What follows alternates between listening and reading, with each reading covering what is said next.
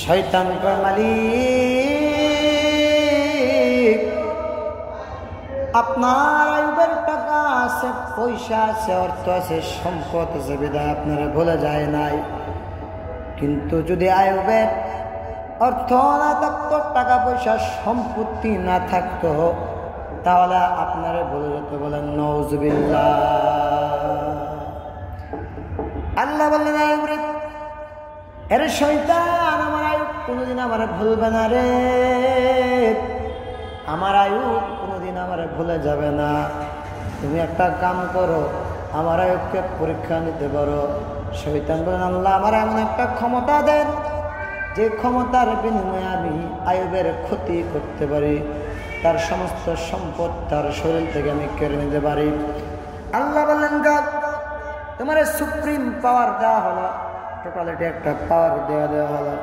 শয়তান এসে আসা উটের যে পাল ছিল, উটের যে বহর ছিল, বহরের মধ্যে একটা ফুক মারিয়া দিলেন, বিষাক্ত ফু দিলেন। একটা ফু দেওয়ার পর সকলগুলো উট সাথে সাথে মারা যায়।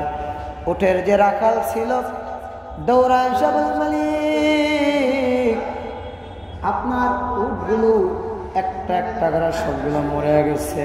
কোথা থেকে যেন একটা বিষাক্ত বাতাস আইসা উটগুলো মাইরা ফেলাইছে। আমার বলতে বড় ভয় লাগে, কিভাবে যে আপনাকে বলি রে মালিক।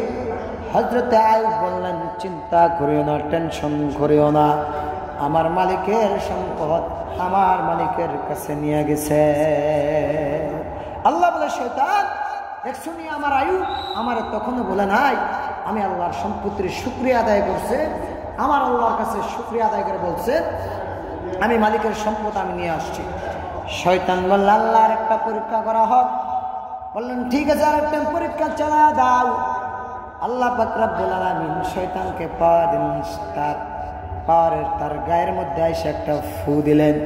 একটা ফু দেওয়ার পর আইয়ুব আলাইহিস সালামের দেহ মুবারকটা সম্পূর্ণটা ইনফেকশন হয়ে যায়, পচে গলে যায়, রক্ত মাংসগুলি গলে গলে পড়তে শুরু করল।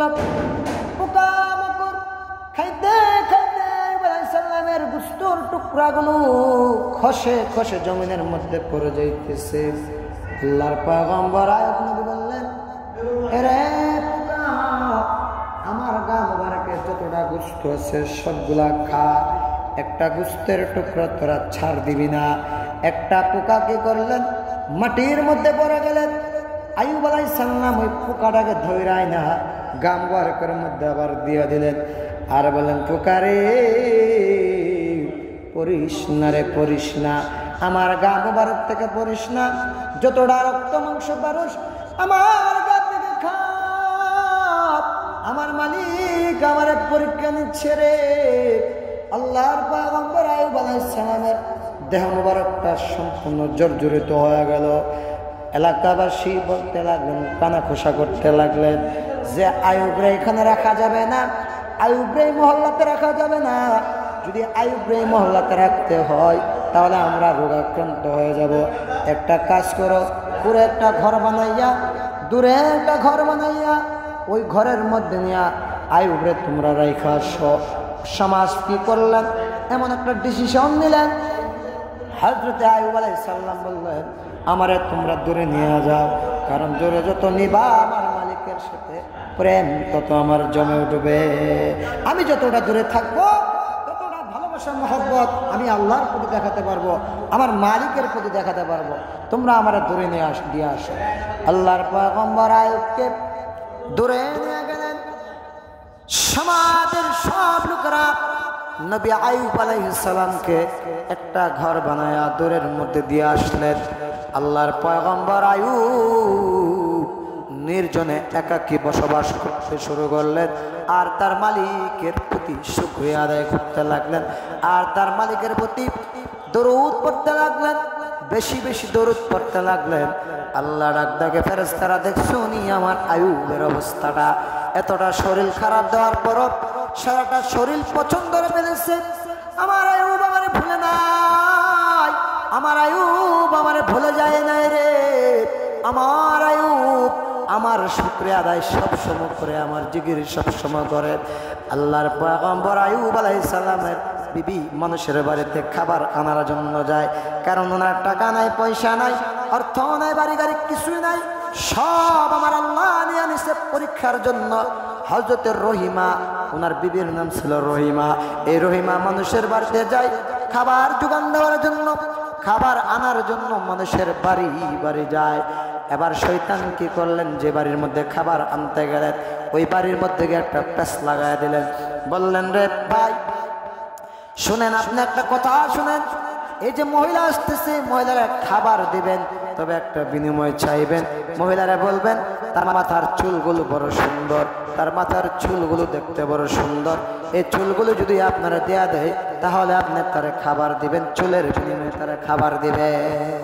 রহিমা যখন খাবার আনতে যায়, শয়তান মিস্টার শয়তান কি করলেন, তার কাছে গিয়ে প্যাঁচ লাগা দিলেন। ওই মালিক বলতেছে, আপনার আমি খাবার দিব যদি আপনার চুল মুবারকগুলো আমার দিয়ে দেন, যদি আপনার চুলগুলো আমার কাইটা দিয়া দেন, তাহলে চুলের বিনিময়ে আমি আপনার খাবার দিব। রহিমা বললেন, আমার চুল দরকার নাই, সৌন্দর্য তার দরকার নাই রে, আমার সৌন্দর্যের কোনো দরকার নাই। আমার স্বামী অসুস্থ শরীরে বাসার মধ্যে পড়ে আছে, কুড়ে ঘরের মধ্যে পড়ে আছে। আমি আমার স্বামীর যদি যথাসময়ে খাবার না দেই, আমার স্বামীর মনের মধ্যে বড় কষ্ট আসবে, আঘাত আসবে। নেও নাও, আমার চুল নেয়া নাও, চুলের কোনো দরকার নাই। রহিমা সকল চুলগুলো কাইটা ওনার কাছে দিয়া দিলেন।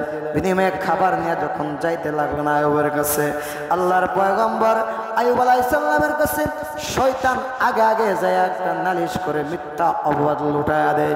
বলে, আইয়ুব তুমি এখানে বসে জিকির করতেছো, তোমার মালিকের দুরূদ তুমি পড়তেছো রে আইয়ুব, তোমার বিবি মানুষের বাড়িতে তোমার জন্য খাবার আনতে গিয়া ধরা পড়ছে, চুরি করতে গিয়া ধরা পড়ছে, চুরির মাল নিয়ে ধরা পড়ছে। এই জন্য তোমার বিবির মাথার চুলগুলো কাইটা রাইখা দিছে, তোমার বিবি নেড়া হয়ে তোমার কাছে আসতেছে। আওয়াজ করে বলা যাবে কি নাউজুবিল্লাহ। আল্লাহর পয়গম্বর আইয়ুব আলাইহিস সালাতু ওয়াস সালাম বলে, মালিক আর কত পরীক্ষা নেবেন, আর কত পরীক্ষা নেবেন? আমার বিবি আমার জন্য খাবার আনতে গিয়া মানুষের বাড়িতে চুরি করতে গিয়া নাকি চুলগুলো কাইটা দিয়ে আসা লাগছে। এই সংবাদ দেখার আগে কেন আমার মরণ হলো না? আইয়ুব নবী এমন একটা হতাশাগ্রস্ত মনে মনে করলেন। আল্লাহ বলে, জিবরাইলরা যাও যাও, আমার আইয়ুবের কাছে দৌড়ে যাও, আমার আইয়ুবকে গিয়ে বলো তার পায়ের নিচে যে মাটি আছে রে, ওই মাটির মধ্যে যেন সে করাঘাত করে আঘাত করে, ওইখান থেকে আমি আল্লাহ একটা পানি দান করবো, ওই পানি দিয়া আমার আইয়ুব সারা শরীরে মাইখা দিবে। কোনো বর্ণনায় আসছে মাইখা দিবে, আবার কোনো বর্ণনায় আসছে ওই পানিটা দিয়া তুমি গোসল করবে। আমি আল্লাহ আমার আইয়ুবের সকল সম্পত্তি ফিরাইয়া দেব, আমি আল্লাহ আমার আইয়ুবের ধন সম্পত্তি যা ছিল সকল কিছু ফিরাইয়া দিব, আমি আল্লাহ আমার আইয়ুবের বিবি ফিরাইয়া দিব, টাকা পয়সা বাড়ি গাড়ি যা আছে সব ফিরাইয়া দিব। যাও যাও তোমরা গিয়া, তুমি গিয়া আমার আইয়ুব রে কথাটা বলো। আল্লাহর পয়গম্বর আইয়ুব আলাইহিস সালাম আল্লাহর কথা মোতাবেক কাজ করলেন, সকল সম্পত্তি ফিরা পাইলেন, টাকা পয়সা সব ফিরা পাইলেন, না রাজত্ব সব ফিরা পাইলেন। এটা ছিল নবীদের প্রতি আল্লাহর পরীক্ষা। আওয়াজ করে বলা যাবে কি সুবহানাল্লাহ।